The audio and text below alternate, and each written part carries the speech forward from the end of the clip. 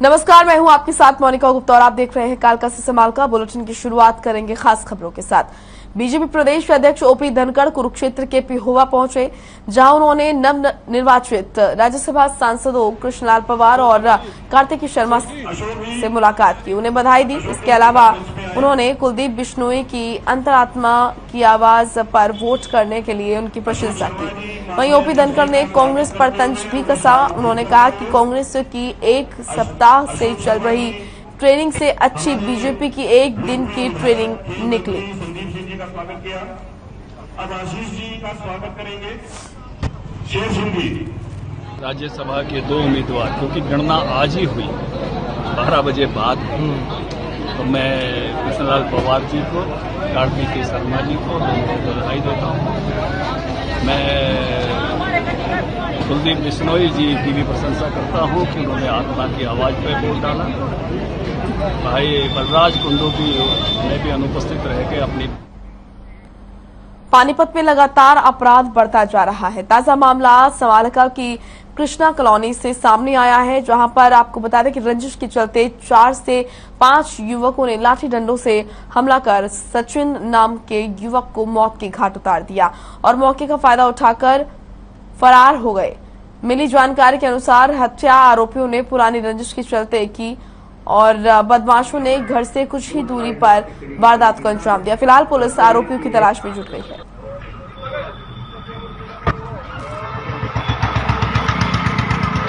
हमारा एक दूसरा प्लाट है, मतलब हमारे घर से करीबन 100 मीटर के आसपास, तो वो उस प्लाट की तरफ चला गया।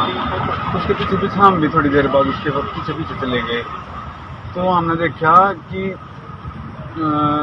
3-4-5 जने लाठी से डंडा का मारन लाग रहे। एक जन उसने पकड़ रहा और मैं बाकी उसका मारन लाग रहे। तो मैंने देखा एक तो हमारे पड़ोस में है बिमला, एक उसका पुत्र सुमित, इसको मीतू कहते हैं, एक उसका पुत्र अमित बुकी, जो भी 2 साल पहले 2-2.5 साल पहले जेल की कैद का अंदर, अभी 2-2.5 महीने पहले ही बेल पर आया हो। तो मैं मुझे देख के ना मैं छोड़ के ना बात गई। शिकायत ये है कि मेरा भाई सचिन ने प्लाट पर गया था, जो करीब मकान से 100 मीटर दूर बता रहा है। तो पीछे से उन्हीं के पड़ोसी सुमित उर्फ मिट्टू, ईश्वर का बिमला पत्नी ईश्वर और अंकित अमित पुत्र अमित उर्फ कुकी पुत्र ईश्वर, वह 2 अन्य ने उनके साथ डंडों से मारपीट की और सिर में चोटें मारी। उसको सरकारी दिए गए समालका से पानीपत में जाकर उसको डॉक्टर ने मृत घोषित कर दिया। Case register. सोनीपत के तारानगर में रहने वाली एक बुजुर्ग महिला की संदिग्ध हालत में मौत का मामला सामने आया है, जहां बुजुर्ग महिला घर में अकेले रहती थी और कई दिनों से उसने दरवाजा नहीं खोला था। जब गली में लोगों को मकान के सामने से निकलने के दौरान बदबू आई तो लोगों को शक हुआ और दरवाजे से झांक कर देखा तो बुजुर्ग महिला की मौत हो चुकी थी, जिसके बाद स्थानीय लोगों ने पुलिस को सूचना दी। उसके बाद मृत महिला के परिजनों को भी सूचना दी गई। मौके पर पहुंची पुलिस ने शव को घर से निकालकर नागरिक अस्पताल पोस्टमार्टम के लिए भिजवाया और मामले की जांच शुरू कर दी है। तारानगर की मेन गली है भाई साहब, और यहाँ आज हमें सुबह स्मेल सी आ रही थी। गली वालों ने देखा भी कोई जानवर वगैरह तो नहीं वो हो गया है। फिर ये 2-3 दिन से गेट नहीं खुल रहा था, अंदर जाके देखा तो वो लेडीज अंदर पड़ी हुई है। कितनी उम्र की है, कौन है, अकेली रह रही थी? उम्र 55 साल की उम्र है। नाम पता कुछ मालूम है इसका? कौन नाम इसका प्रेम। कितने सालों से रह रही है यहाँ? यहाँ 30-35 साल से रह रही है। अकेली रहती थी? अकेली रहती थी। मेरी सासू माँ है, ये तारानगर में रहती हैं। कब से रह रही है जी? उनको तो काफी सालों से अकेले रह रही है। तो क्या सूचना मिली आपको यहाँ? जी मेरे को तो गली वालों ने बताया था कि ऐसे अंदर से स्मेल आ रही है। वैसे तो हम आते जाते रहते थे, दरवाजा बंद ही होता था। आज उन्होंने बताया तब आए तो पता चला। कैथल की CIA 1 पुलिस ने कई जिलों में से बेटियां चुराने गिरोह के चोर और चोरी की आपको बता दें कि यहाँ पर बैटरियां माफ कीजिएगा बैटरियां चुराया करते थे ये चोर, और चोरी की बैटरियां खरीदने वाले एक दुकानदार को गिरफ्तार किया गया, जिनके कब्जे से पुलिस ने वारदात में इस्तेमाल की गई गाड़ी, 36 बैटरी और एक इन्वर्टर, 2 गैस सिलेंडर बरामद किए। डीएसपी रविंद्र सांगवान ने बताया कि गिरफ्तार किए गए 4 जिले में हुई 16 वारदात और आसपास के जिलों में जानकारी मिली थी इन वारदातों की। डीएसपी ने बताया कि चोर से गहनता से पूछताछ की जा रही है ताकि गिरोह के बाकी सदस्यों को गिरफ्तार किया जा सके।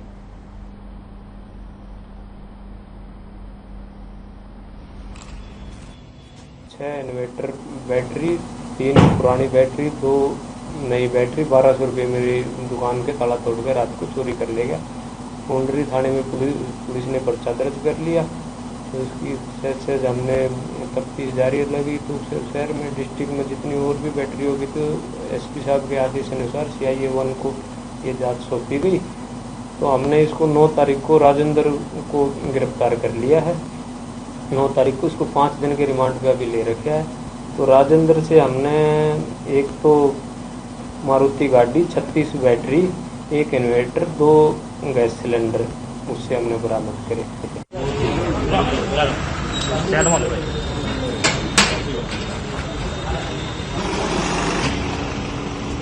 अब प्रमुख कर रहे हैं थोड़ा। यमुनानगर के पुलिस ने बड़ी कार्रवाई की है। पिछले लंबे समय से सक्रिय ऐसे गिरोह को पुलिस ने गिरफ्तार किया है जो नौकरी दिलवाने के नाम पर लाखों रुपए लेते थे और पैसे वापस मांगने पर जान से मारने की धमकी देते थे। यमुनानगर के हुडा थाना क्षेत्र के प्रभारी ने बताया कि इस संबंध में हाल ही में एक महिला को गिरफ्तार किया गया था जिसने अपना कार्यालय खोला हुआ था। ये गिरोह सरकारी नौकरी दिलाने के नाम पर लाखों रुपए वसूलते थे। फर्जीवाड़ा को लेकर थाने में इस तरह की शिकायतें लगातार मिल रही थी। आपको बता दें कि कई इलाकों में इस गिरोह के खिलाफ कई मामले दर्ज हैं। पुलिस जांच अधिकारी ने इन ठगों पर कार्रवाई करते हुए इन्हें गिरफ्तार कर न्यायालय में पेश किया है, जहां उन्हें न्यायिक हिरासत में भेजने के आदेश दिए गए। हमारे पास में एक ना सलिंदर देवी है तलाकौर की, उसने अपना केस रजिस्टर्ड कराया था और इन लोगों ने अपना रेणुका जान है और एक सुरेंद्र रूप सिंह है, हमने इसमें गिरफ्तार की है। बाकी इसमें 2-3 लड़के और हैं, वीरेंद्र है प्रधान शिवसेना, मनीष गर्ग है और अमन कुमार वगैरह, इनकी भी गिरफ्तारी की जानी है। इसमें ऐसा है, इन लोगों ने रेलवे में नौकरी लुआने के काफ़ी लड़कों से अपना पैसे लिए। इनके खिलाफ अभी कई पर्चे दर्ज हो रहे हैं अलग अलग उसमें सेक्शन में, लेकिन अभी इसको हमने 406, 420, 506, 120 भी। चलिए अब खबर यमुनानगर से है, जहां सीएम फ्लाइंग और लोकल CID की टीम ने मिलकर देर शाम यहां पर अनाज मंडी में रेड मारी, जहां 3 लोग गेहूं के स्टॉक पर पानी डालते हुए पाए गए, जिन्हें सीएम फ्लाइंग और लोकल CID की टीम ने पकड़कर सेक्टर 17 थाना पुलिस के हवाले कर दिया। आपको बता दें कि इन तीनों लोगों को सरकारी एजेंसी ने मंडी में गेहूं की देखरेख के लिए रखा हुआ था, लेकिन ये लोग गेहूं चोरी कर बेचते थे और वजन पूरा करने के लिए गेहूं पर पानी का छिड़काव करते थे।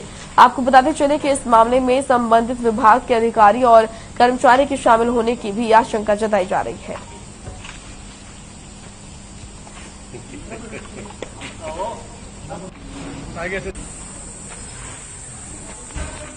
मुख्यमंत्री अरुण हरियाणा को सूचना मिली थी कि मंडी में जो गोदाम शेड के नीचे गेहूं लगी हुई है उसमें जो है ना पानी छिड़क के उसका वजन बढ़ाते हैं, उसमें से गेहूं निकाल लेते हैं, जिस पर हमने रेड की गई। दौरान रेड 3 व्यक्तियों को पानी छिड़कते हुए को काबू किया और गेहूं जो है ना गिल्ली पाई गई।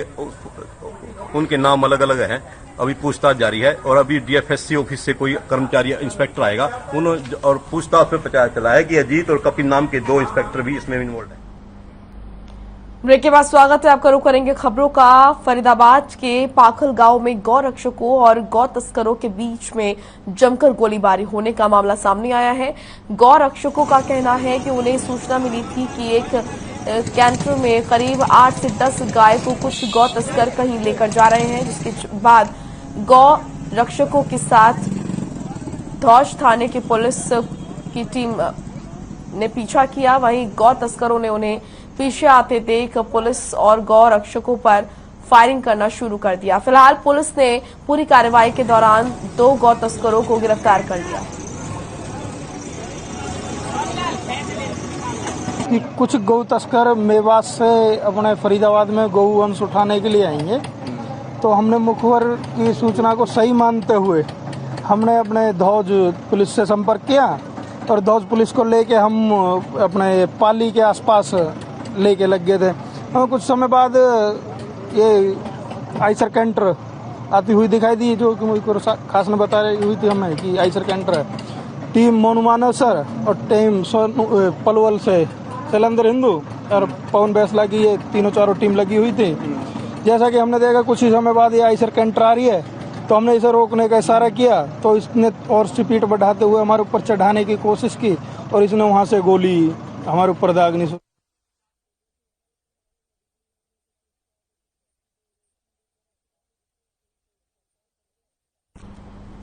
तो वहीं भिवानी में गर्भदीप सिंह के हत्या के मामले में परिजनों और शहरवासियों ने सीबीआई जांच की मांग की है, जिसको लेकर शहरवासियों और प्राइवेट स्कूल वेलफेयर एसोसिएशन के बैनर तले स्कूल के बच्चों को कैंडल मार्च निकाला।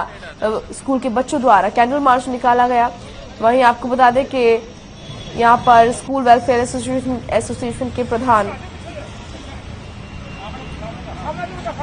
ने एक निजी एकेडमी में उन्होंने बताया कि वो एक निजी एकेडमी में पढ़ता था, लेकिन उसकी लाश दूधवार गांव में मिली थी। उन्होंने बताया कि सीसीटीवी की फुटेज में साफ दिख रहा है कि कैसे मोटरसाइकिल सवार कुछ लोग उसका पीछा कर रहे थे और एक युवक सरिया लेकर उसके पीछे भाग रहा था। साथ ही उन्होंने बताया कि वो पुलिस की जांच से संतुष्ट नहीं है।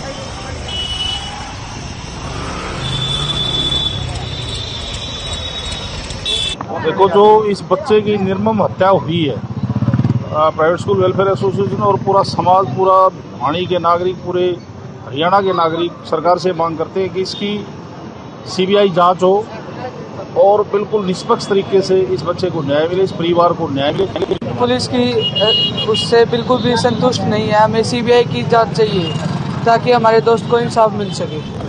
विद्यानगर के जिस बच्चे की दादरी जिले में जो हत्या हुई है, उसमें जो पुलिस की कार्रवाई है उससे ये कॉलोनी वासी, ये सारे छात्र हैं, ये जो उससे बिल्कुल संतुष्ट नहीं है।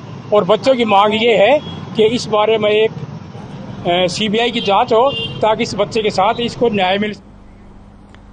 वहीं रेवाड़ी के मनेठी में एम्स निर्माण की मांग को लेकर संघर्ष समिति ने प्रेस कॉन्फ्रेंस की।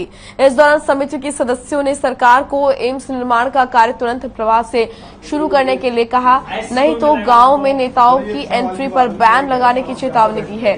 समिति के लोगों ने कहा है कि वो काले झंडे दिखाकर रोष भी जताएंगे। एम्स संघर्ष समिति के अध्यक्ष शौताज सिंह ने बताया कि सरकार एम्स को चुनावी मुद्दा बनाना चाहती है, लेकिन एम्स निर्माण को चुनावी फुटबॉल किसी भी कीमत पर नहीं बनने दिया जाएगा। प्रदेश में बीजेपी सरकार बनने के बाद सीएम मनोहर लाल ने रेवाड़ी के मनेठी में एम्स बनाने की घोषणा की थी, लेकिन अब बीजेपी सरकार की दूसरी पारी हरियाणा में चल रही है। इसके बावजूद भी अभी तक एम्स निर्माण का काम शुरू नहीं हो सका। जमीन के साथ लेटर ऑफ इंटेंट का कोई मतलब नहीं चाहिए। क्या आम देश के नागरिक नहीं है? एक आईएएस से ये जवाब आया तो सरकार बोल रही है, पहले नहीं था।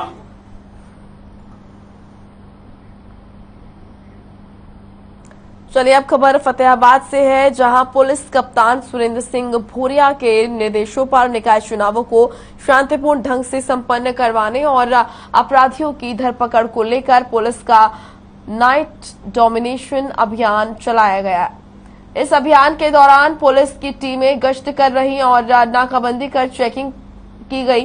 पुलिस ने 2839 वाहनों की चेकिंग की। इस दौरान ट्रैफिक रूल तोड़ने वाले 5 वाहनों के चालान भी काटे गए और आपराधिक मामलों में कार्रवाई करते हुए 5 लोगों को गिरफ्तार किया गया। वहीं आरोपियों के पास से पुलिस ने 318 बोतल देसी शराब और 12 ग्राम से ज्यादा हेरोइन बरामद की।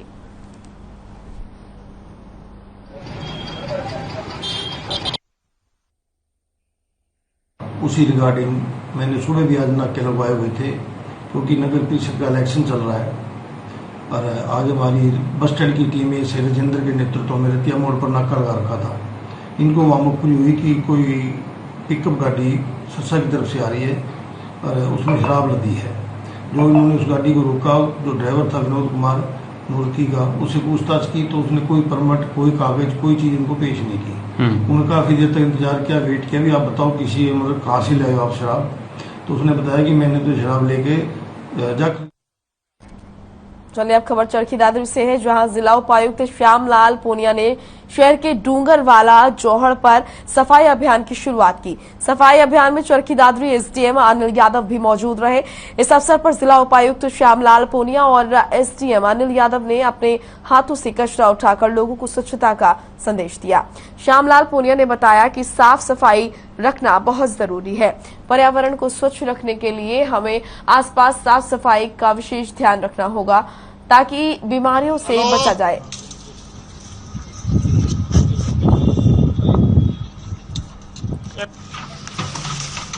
तो डूंगरवाला जौहड़ पर सफाई अभियान यहां पर किया गया और आप देखिए तस्वीरें किस तरीके से साफ सफाई को लेकर एसडीएम अनिल यादव ने लोगों को संदेश दिया। जिला उपायुक्त ने स्वच्छता का संदेश दिया। डूंगरवाला जौहड़ पर सफाई अभियान चलाया गया।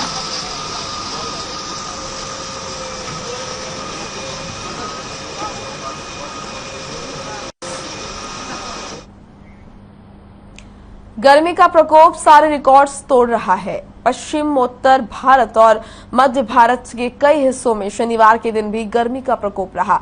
दिल्ली समेत पंजाब, हरियाणा, हिमाचल प्रदेश, बिहार, झारखंड के इलाकों में लू का कहर सोमवार तक और जारी रह सकता है।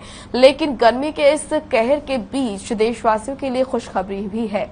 मानसून दक्षिण पश्चिम मुंबई पहुंच गया है और जल्द ही बाकी राज्यों में भी दस्तक देखने को मिलेगी। आईएमडी के मुताबिक उत्तरी राजस्थान, पंजाब, हरियाणा, दिल्ली, उत्तर प्रदेश और उत्तरी मध्य प्रदेश में 15 जून तक तापमान सामान्य से अधिक बना रहेगा और दिल्ली एनसीआर में फिलहाल भीषण गर्मी का लोग सामना कर रहे हैं।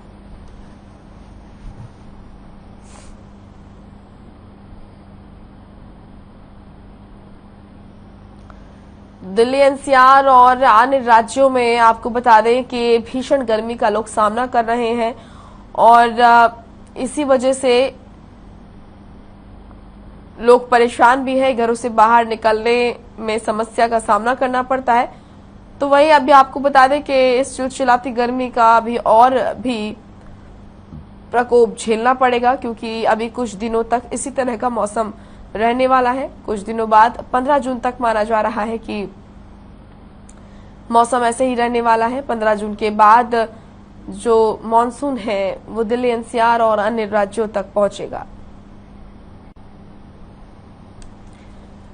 देश में एक दिन में 8,582 कोरोना के नए केस सामने आए हैं और कोरोना के चलते 4 लोगों की मौत हो गई है, जबकि 4,435 लोग कोरोना से ठीक हुए हैं, जिसके बाद देश में कोरोना का रिकवरी रेट 98.68% हो गया है। बात करें कोरोना के एक्टिव केसों की तो देश में फिलहाल कोरोना के 44,513 केस एक्टिव हैं और अब तक देश में कोरोना से 5,24,761 लोगों की मौत हो चुकी है।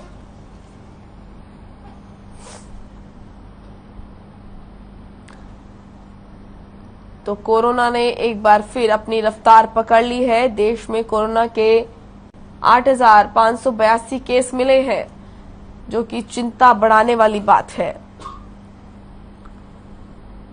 एक बार फिर कोरोना एक्टिव होता हुआ नजर आ रहा है।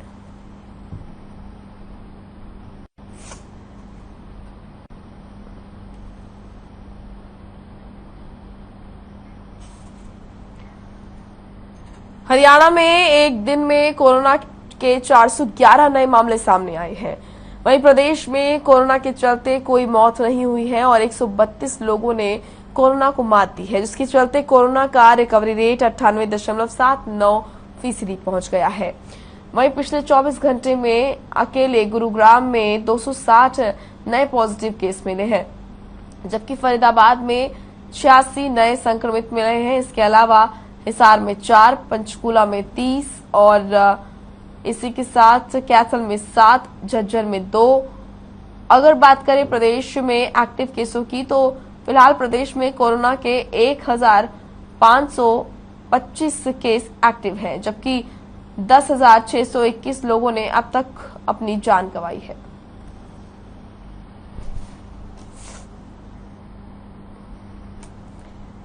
तो प्रदेश में कोरोना ने एक बार फिर अपनी रफ्तार पकड़ ली है और ये ताजा आंकड़ा आपके सामने है, जिन्हें देखकर आप अंदाजा लगा सकते हैं कि कितना जरूरी है सावधानी बरतना। एक बार फिर कोरोना के एक्टिव केसों की संख्या बढ़ने लगी है।